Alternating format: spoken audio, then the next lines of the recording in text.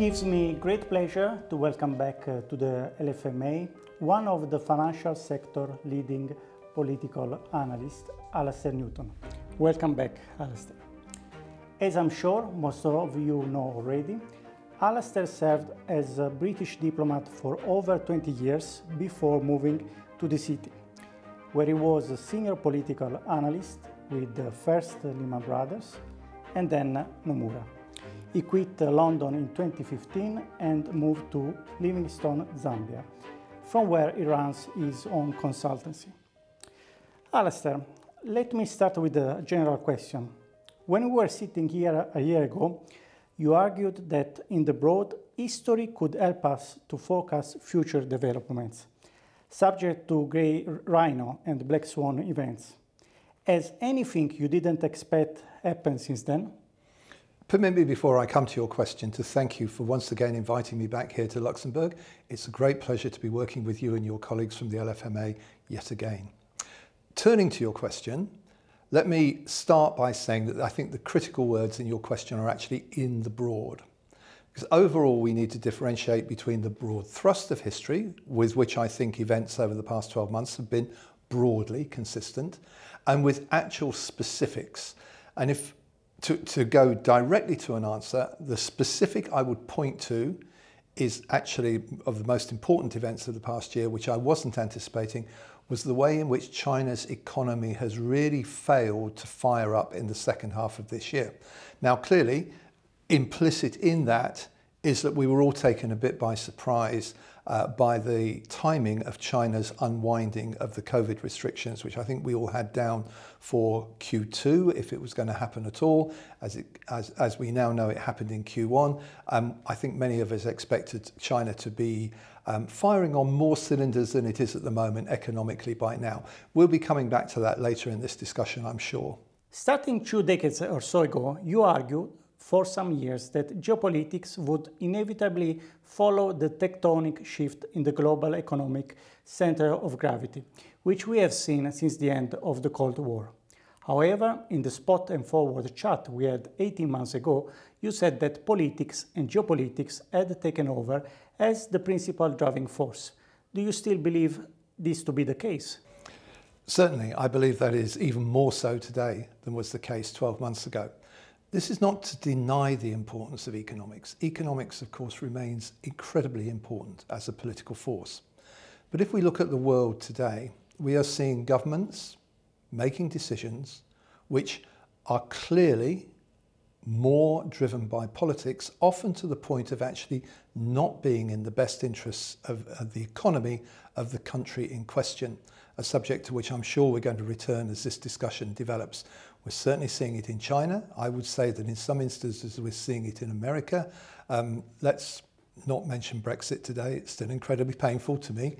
But even in Europe, over the course of the last few months, we've seen any number of decisions in response to Russia's invasion of Ukraine, which have actually been emergency steps and not necessarily driven by long-term economic considerations, but by relatively short-term political considerations, as well as, of course, the long-term geopolitical implications which continue to be embedded in the war in Ukraine.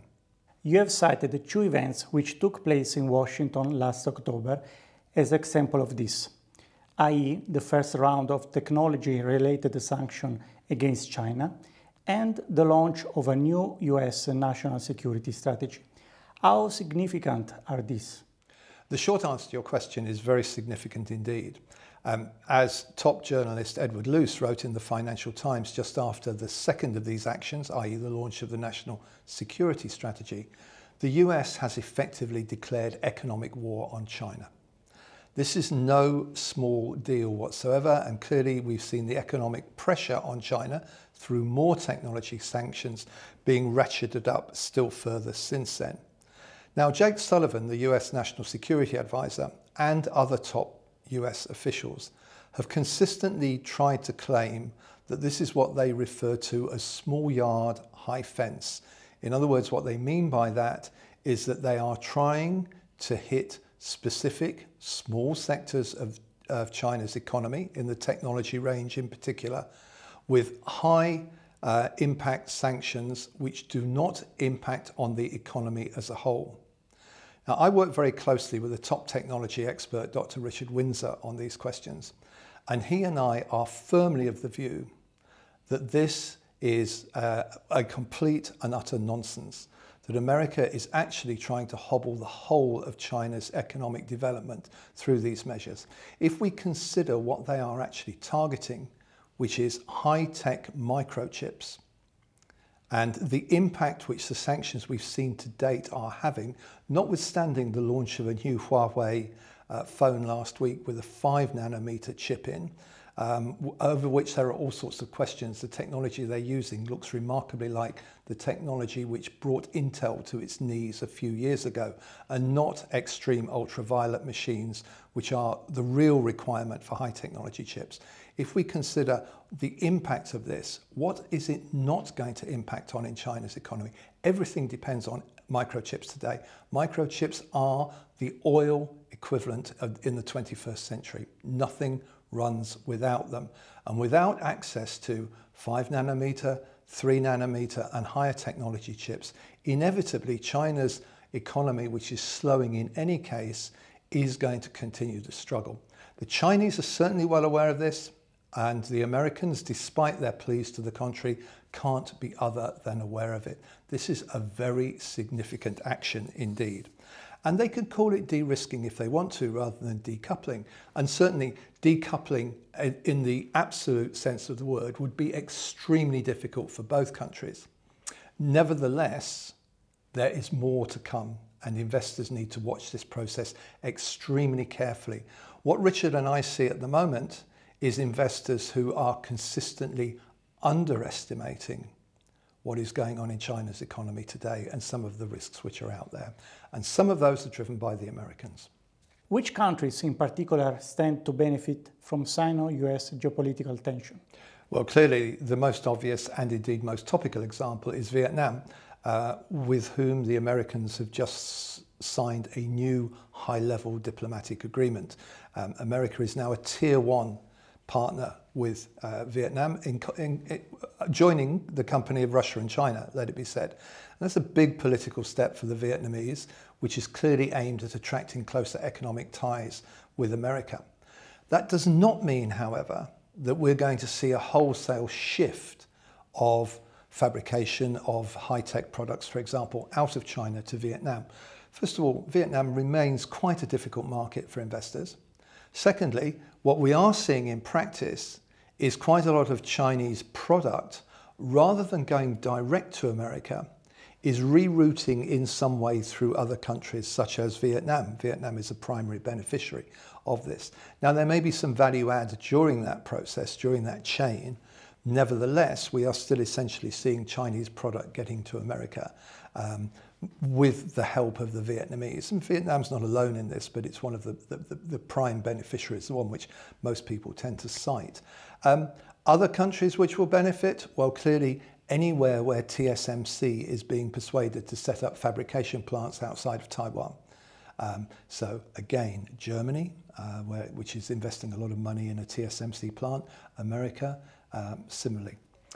India, clearly going to be a big beneficiary with its existing technology base, Apple looking to do more there.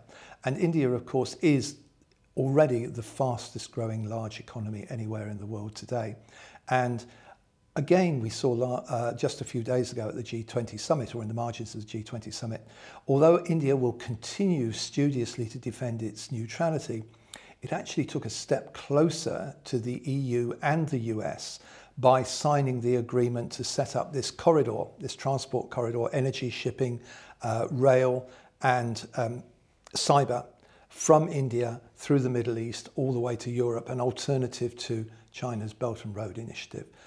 So we're seeing these initiatives now rolling out increasingly rapidly, of other countries in Asia in particular benefiting from US-China tensions, which will to a certain extent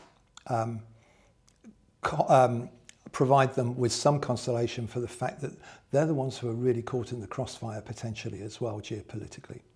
Quite apart from the short-term economic headwinds which China faces, some experts are arguing that possibly The biggest challenge of all is escaping the so-called middle income trap.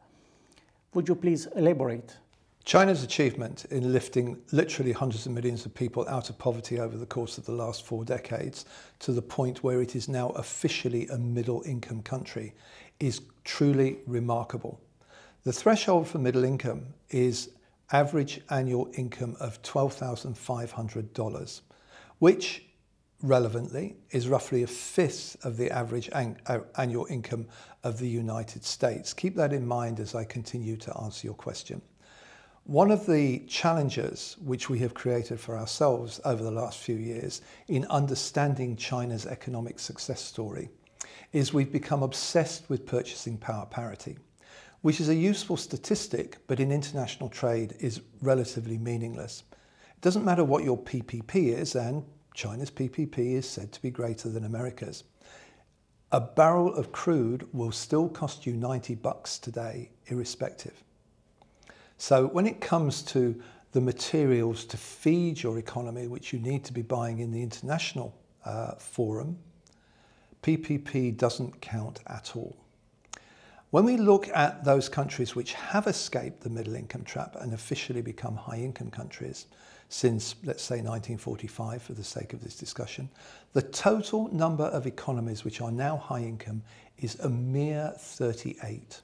And of those, only 2 are large economies in Asia, i.e. South Korea and Japan. There are all sorts of headwinds facing all the economies in the middle income bracket at the moment, which are trying to lift themselves into high income status. And so far, most of them have failed to do that. China may face even bigger headwinds than some of the smaller Asian economies out there, not least because, as an investor asked of me when I was discussing this in Asia last year, is it any coincidence that all the economies which have achieved high income status are actually democracies? Food for thought. Related, in work which you have done with the tech expert Richard Windsor, you have consistently argued that action taken by China itself stands to be even more damaging to the economy at large than US embargo. Again, can you elaborate? Since around 2017, we've seen increasing emphasis by President Xi Jinping placed on self-sufficiency. Now, there are geopolitical reasons for this. There are long-standing and deep-rooted concerns in the Communist Party of China that America, even then, they were thinking that America sooner or later would put some sort of economic squeeze on China. And of course, we are seeing that in practice now. But self-sufficiency comes at a price. It's also coupled with something else which could come at a heavy price, and that is Xi Jinping's overarching priority of keeping the Communist Party of China in power in perpetuity. And this is leading to some decisions being made in China which are economically questionable. The party is getting involved in everything these days. In March at the National People's Congress, we saw a new layer put into a lot of key ministries of party officials who will be power brokers within those ministries and who, with all due respect to them, don't necessarily have the same understanding of the technical challenges for which those ministries are responsible as the civil servants themselves actually do. We're seeing moves against foreign companies operating in China. Several have been hit quite hard over the course of the last few weeks. Richard and I actually had quite a long discussion over the last few days about the possibility that China's not announced but well reported banning of Apple technology from government buildings will be extended, could be extended to a broader ban on Apple. Now, let me be clear, that is not a forecast, but I still think it's a distinct possibility. So what we have in essence is a regime in China which has a primary motivation, which is not principally about the economy, combined with a propensity at the moment for what Ian Johnson, a China expert, recently referred to by a Mandarin word, and I apologize for my pronunciation now, neizhuan, which means involution. I'm not even sure that involution is an English word. I'd not come across it before, but a turning inwards, even against China's own economic best interests. In another paper also published in Foreign Affairs, as that one was, by Odd Westat of Yale University, he pointed to what he thought was the biggest risk for people like myself, political analysts, and also for investors, that we have a horrible tendency to think that foreign governments will act like our government, in other words, in their best economic interests, or that the pattern we've seen historically will continue. And the pattern which was set by Deng Xiaoping is not continuing in China today. We have a completely different paradigm, and investors need to think very carefully about what they know and what they don't know about the way in which decisions are being made in China today. Last month, China's ambassador to the US, Xie Feng, committed to more Chinese retaliation for US sanctions in addition to the announced restriction on the export of gallium and germanium. How effective do you expect such a retaliation to be? Back to history, Vincenzo. Let's go back to 2011, when China imposed an embargo on exports of rare earth to Japan over the territorial dispute between the two. They actually only maintained it for a couple of months, because what the Japanese did was they promptly signed into a deal with an Australian miner, which basically bailing it out from near bankruptcy. That mine started to operate properly again. A processing plant was set up in Malaysia, and Japan now sources a lot of its rare earths from Australia via Malaysia. Pentagon is also buying rare earths from the same source these days. So these embargoes are inevitably going to lead to substitution, which isn't necessarily, of course, going to happen overnight. So there would be an immediate impact if China were to escalate sanctions in strategic minerals quickly. They would also quickly run into pushback from the actual countries which are home to these commodities and are digging them out of the ground. I think a lot of countries such as Democratic Republic of Congo are looking at the example set by Indonesia, which does allow foreign companies to extract lithium, but only on condition that some of the processing actually takes place in Indonesia. To an extent, the West has created a rod for its own back.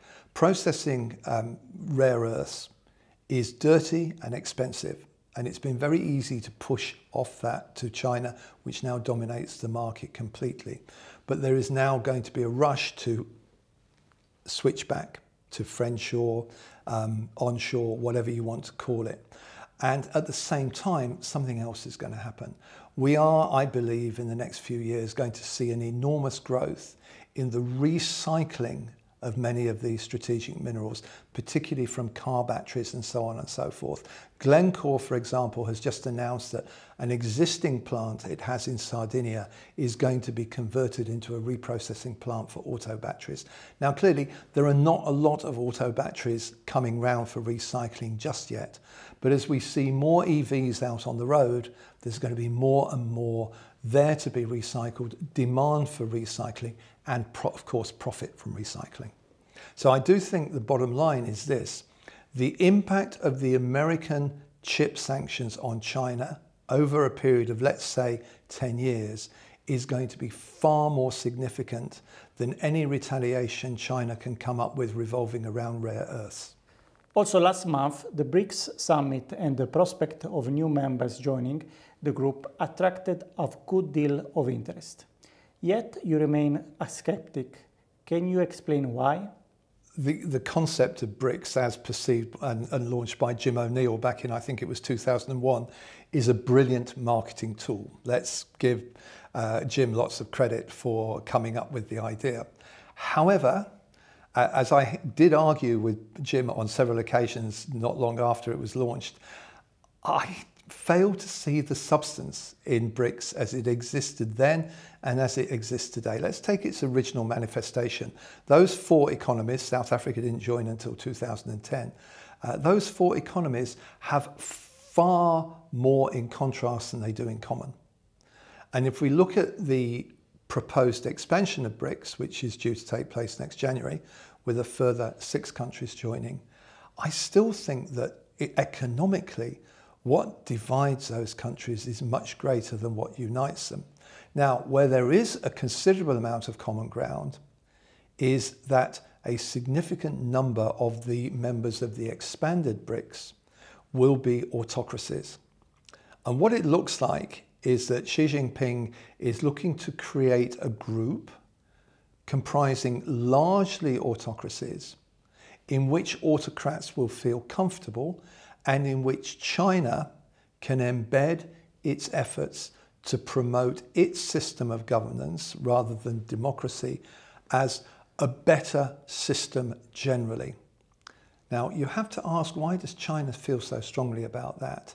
And my personal long-standing view is that China wishes to promote its governance model overseas, principally in order to defend it at home. To come back to what I was saying earlier about China's rulers' motivation being principally about sustaining themselves, or the Communist Party at large, in power in China.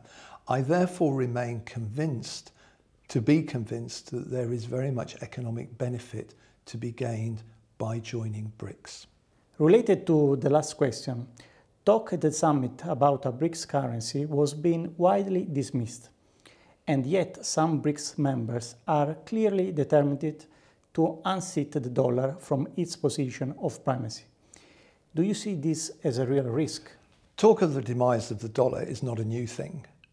It seems to come around quite regularly, not least because of the Americans' own propensity to undermine confidence in its currency through its interminable arguments over debt ceilings and so on and so forth. And of course, it is certainly the case that we're seeing more bilateral trade with China as one of the partners being conducted in currencies other than the US dollar. And I think that's a trend which will certainly continue. Nevertheless,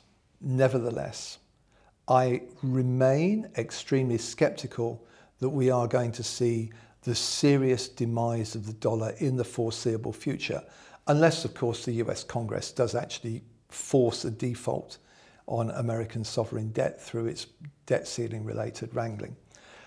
The dollar is a strong currency. It's a widespread currency.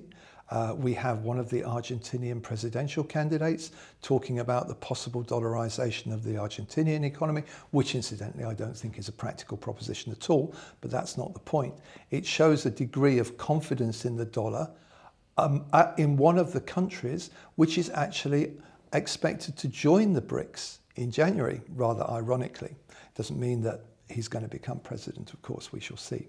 So I do think that talk of a demise of the dollar is seriously overstated today, despite the fact that more international trade is being conducted in other currencies, despite the rise of cryptocurrencies, including, of course, cryptocurrencies controlled by central banks, not least the PBOC, which is a field leader in government cryptocurrencies. I think the dollar is going to be with us for some time to come, but not, let me say, in perpetuity. Currencies have their day, the world moves on, but we're not at that point by a long way yet in the case of the US dollar. There is a general agreement that the old Washington consensus no longer works. Can the new economic architecture proposed by the US in April take its place? Perhaps the most interesting thing about the launch of the proposed new Washington consensus was that it was not done by the US Treasury. It was done by the US National Security Advisor, Jake Sullivan. And this tells us a great deal about the motivation behind it, despite the fact that I have to agree that the old Washington consensus doesn't work anymore for any number of reasons. This is about US national security, and the way in which the Biden administration considers US national security also involves bringing manufacturing jobs back to the fore in America. And we've seen a number of steps by the Biden administration towards that end. And I think, again, you've got to look at the new Washington Consensus proposal with a certain amount of cynicism, insofar as it really is about re-onshoring jobs in America and bringing allies together for geopolitical rather than geoeconomic reasons. And even the Europeans are looking at this with some degree of caution and thinking, well, you know, that sounds very nice. It sounds a bit like the European model economically, but this is also about, to quote Donald Trump, America first. And if anything, when it comes to economics, Joe Biden is even more America first minded than the Trump presidency was. Now, I don't normally refer to my slides when I'm talking to you, but I am going to refer to the picture in this one because it's a particularly interesting building designed by the architect Frank Gehry, to whom Sullivan referred specifically during his launch of this proposal. The building in question is a tech center in Boston, which has been a complete disaster. They can't stop the roof leaking. And Gehry actually got sued for that building. I guess that probably wasn't what Sullivan had in mind from Gehry's extremely big and largely successful portfolio. But I can't help but wonder if maybe what the new Washington Consensus could turn out to be is an accord which is something like that particular building. As both China and US look to attract allies, both formal and informal, the EU is re-energizing its stalled enlargement agenda. Accepting that Europe is primarily a political project at the end of the day, do you see an enlarged EU emerging as a serious geopolitical as opposed to geoeconomic force? I think this is a huge issue. I think it's got manifest implications. But I don't think it's an issue which is greatly going to seize investors, at least not in the short term, because, as we all know, nothing happens particularly quickly in Europe. But in order to prepare for the enlargement which is going to come, we are going to have to see major changes in the way in which Europe is governed. I use the term in its broad sense because, of course, we don't have a European government as such. There's going to be changes in qualified majority voting. There's certainly going to be changes on the fiscal side somewhere along the way. We're going to see progress on banking union, etc., etc. But are we going to see Europe becoming a geopolitical force as well as becoming more united politically and more united economically, which I think are the two big issues where we're certainly going to see progress? I guess that my answer to that is I honestly don't know, but I'm cautious. It could be that the next French president, whoever that happens to be, will share Macron's agenda for Europe's ability to project geopolitically, including use of force where necessary, and be more, shall we say, diplomatic than Macron has been in promoting that agenda in Europe, where clearly there are those who are willing to listen but who are not always impressed by the way in which the French approach this. And Macron, of course, makes life more difficult for himself by coming out with statements as he did after the G20, which sound not quite consistent with European policy on China, for example. So I think there's a long way to go geopolitically, but I do think that this whole process needs to be watched far more closely by investors than they are likely to feel they need to, at least initially, because the implications in the way in which Europe works economically are considerable. And as Europe moves more closely together economically, notwithstanding what I said at the beginning of this discussion, we are going to see Europe becoming more of a powerful in some areas geopolitically, because that greater economic strength will feed into issues like trade, which will feed into geopolitics and will come back round in the circle of the balance between geoeconomics and geopolitics, with tectonics in the middle. So far, we have barely mentioned Russia. We cannot end without a brief word on the war in Ukraine. 12 months ago, I came to Luxembourg and predicted that the war would drag on for a considerable period of time and that we'd see what amounted to a stalemate on the ground. Now, we're not quite seeing a stalemate on the ground insofar as the Ukrainian offensive has made some advances, But it's been incredibly hard work. They've had to adjust their tactics in the face of very resilient Russian defense. And there seems to be very little likelihood of there being a major breakthrough as a result of this offensive. So we go into another winter, and then there'll be spring offensives, and the war will likely continue. There's no major sign yet, I don't think, of war fatigue among the general population of either Europe or the US. I think that those populations have just become inured to the war to a large extent, as indeed has the investment community. Having priced in everything it reasonably can, it's tended to turn away from the war. So I do think it's going to continue for the foreseeable future. There is an interesting question as regards the impact on Russia's population, which Ukraine's growing ability to hit deep into Russia through drone attacks.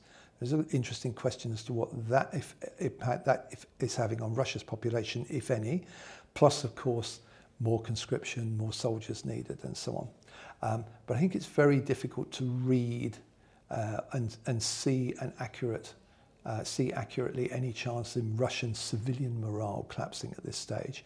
So I think we're set to continue for the foreseeable future, not least because I still believe, again, as I said this time last year, that in many respects, Putin's best chance of gaining something which he might be able to dress up as a victory is embedded in the outcome of the 2024 US presidential election. Finally, a very simple question. Will Donald Trump win the 2024 US election?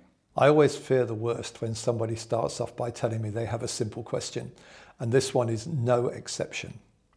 The complexity, the sheer degree of difference in this US election cycle makes it very, very difficult to make any hard and fast predictions with any degree of certainty.